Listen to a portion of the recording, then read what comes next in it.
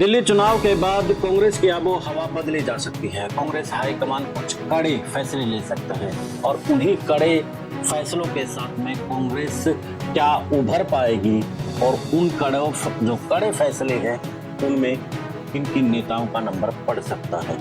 यानी कि कांग्रेस अब अपनी ही पार्टी की सर्जरी कर सकती है। वो भाजपा के जो रणनीति है उस पर चल सकती है। जैसे नरेंद्र मोदी ने आते ही सबसे पहले उन नेताओं को ठिकाने लगाना शुरू किया था जिसकी वजह से कहीं ना कहीं भाजपा राष्ट्रीय पार्टी होते हुए भी सत्ता से दूर जा रही थी। लेकिन राहुल गांधी भी अब नरेंद्र मोदी के राह क्या चल पाएंगे, सबसे बड़ा सवाल आज का यही है।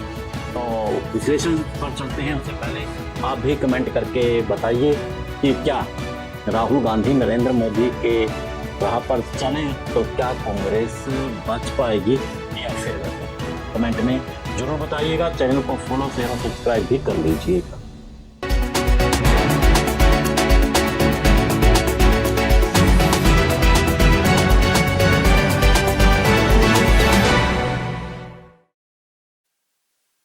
सभी को नमस्कार, राम राम। मैं कुलदीप खंडेलवाल, द विश्व प्रेम न्यूज। कांग्रेस हाईकमान की बात करें, चुनाव जीतते जीतते चुनाव हार जाते हैं।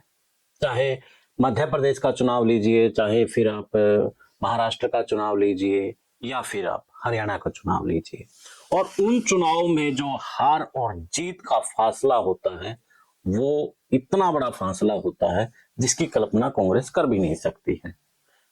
मध्य प्रदेश में भी तब लग रहा था कि मध्य प्रदेश में कांग्रेस का बनवास खत्म होगा, लेकिन कांग्रेस का बनवास खत्म नहीं हुआ और उसके बाद लग रहा था कि छत्तीसगढ़ में तो कहीं ना कहीं भाजपा अब की बार सरकार नहीं बनाएगी, लेकिन वहां पर भी भाजपा सरकार बना जाती है। तो अब हरियाणा के चुनाव थे, ऐसा ही कुछ हरियाणा में भी हुआ और हरियाणा में लगभग एग्जिट पोल भी कह रहे थे कि हरियाणा में अब की बार कांग्रेस की सरकार होगी। मंत्री बन चुके थे, कांग्रेस के विभाग बांटे जा चुके थे आपस में, लेकिन जब परिणाम आए तो उनके होश उड़ गए। कांग्रेस पर भी इसका असर हुआ। इंडिया गठबंधन कहीं ना कहीं उसके ऊपर दबाव बनाना शुरू किया। पहले मध्य प्रदेश के चुनाव से भी कांग्रेस की कहीं ना कहीं किरकिरी हुई थी, नुकसान हुआ था, और हरियाणा के चुनाव के बाद तो कहीं ना कहीं कांग्रेस की किरकिरी भी हुई है और नुकसान भी हुआ है। हाल फिलहाल दिल्ली के चुनाव चल रहे हैं और दिल्ली के चुनाव में कहीं ना कहीं कांग्रेस को अब लगने लगा है कि पार्टी को अब सर्जरी की जरूरत है। राहुल गांधी दिन रात चुनाव कैंपेन में लगे हुए हैं, तो दूसरी तरफ खबरें यह भी मिल रही है कि अंदरूनी कहीं ना कहीं कांग्रेस में कलहबाजी हरियाणा की तरह चली हुई है। वही कलह कहीं दिल्ली के जो अब लग रहा है कि कहीं ना कहीं बढ़ोतरी करेगी और आम आदमी पार्टी को डैमेज करेगी। अगर ऐसा ही रहा तो कांग्रेस फिर से यानी कि तीसरे नंबर पर जा सकती है। बेशक से सत्ता में नहीं जाए, कांग्रेस को अभी इसी मेथड के ऊपर जो सूत्र बता रही है कि कांग्रेस चाह रही है कि हम कम से कम दूसरे नंबर पर रहें, सत्ता में आए ना आए, लेकिन कुछ नेता शरारत करते नजर आ रहे हैं। अब हरियाणा की भी बात करें तो हरियाणा में विपक्ष का नेता होना चाहिए था। सरकार में जहां मुख्यमंत्री जरूरी है तो वहीं विपक्ष के नेता की भूमिका भी जरूरी है। बेशक से अभी सदन ना चला हुआ हो, लेकिन विपक्ष के नेता की कमी कहीं ना कहीं हरियाणा की राजनीति को खल रही है। हरियाणा में लग रहा है कि भूपेंद्र सिंह हुड्डा ने कांग्रेस को हाईजैक किया हुआ है। लग तो क्या रहा है, कांग्रेस को हाईजैक किया हुआ है, क्योंकि 2019 के चुनाव में देखा जाए तो तब भी कमांड उन्हीं के पास थी और 24 के चुनाव में भी कमांड उनके पास में थी, तो फिर भी वो सत्ता से दूर रहे। 19 में तो लग रहा था, चलो लग नहीं रहा था कि कांग्रेस से इतनी सीटें ले जाएंगी, तब 75 पार का नारा दिया था, लेकिन 24 के अंदर तो लग रहा था कि कांग्रेस सरकार बना जाएगी, लेकिन फिर भी कांग्रेस सरकार नहीं बना पाई। अब कुछ राजनीतिक विश्लेषक कहते हैं कि हुड्डा के कारण से ही कांग्रेस है, नहीं तो कांग्रेस का वजूद हरियाणा से खत्म हो जाएगा।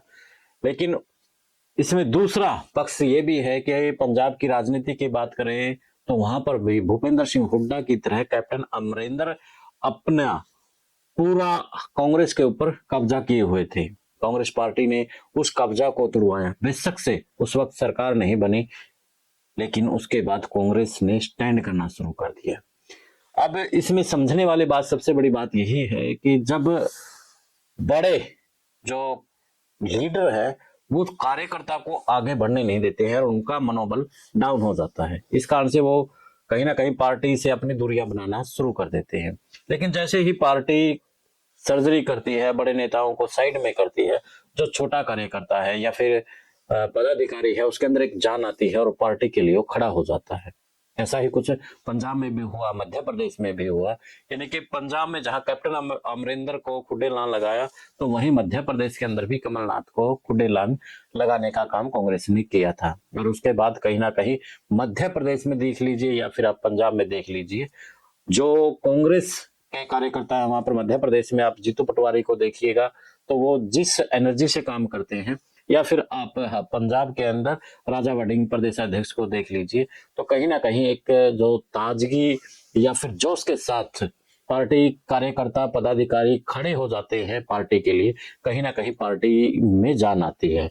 हाल फिलहाल हरियाणा में भूपेंद्र सिंह हुड्डा का कब्जा है और हरियाणा में मुद्दों की भरमार है, लेकिन फिर भी यहाँ पर खामोशी है। खामोशी इसलिए है क्योंकि भूपेंद्र सिंह हुड्डा के हाथ में हाल फिलहाल कांग्रेस है। तो जो कांग्रेस के कार्यकर्ता और पदाधिकारी हाल फिलहाल यही इंतजार कर रहे हैं कि कांग्रेस सर्जरी करे और कांग्रेस के कार्यकर्ताओं को, जो कार्यकर्ता है उनको पार्टी की कमांड दे, तो कहीं ना कहीं भाजपा को तभी मात दी जा सकती है। तो अब राहुल गांधी के पाले में ये गेंद है, तो राहुल गांधी क्या पार्टी की सर्जरी करेंगे नहीं करेंगे, ये तो समय बताएगा। लेकिन हाल फिलहाल देखा जाए दिल्ली चुनाव के अंदर अगर कांग्रेस तीसरे नंबर पर चली जाती है, तो इंडिया पर भी, इनके जो इंडिया गठबंधन है उसमें भी बड़ा प्रभाव पड़ेगा। आप इस मसले पर क्या कहते हैं? आप भी अपनी राय जरूर दीजिएगा। देश और प्रदेश की खबरों के लिए देखते रहिए विश्व प्रेम न्यूज। दे इजाजत, मिलते हैं एक नए मुद्दे, एक नए विश्लेषण के साथ। जय हिंद, जय भारत।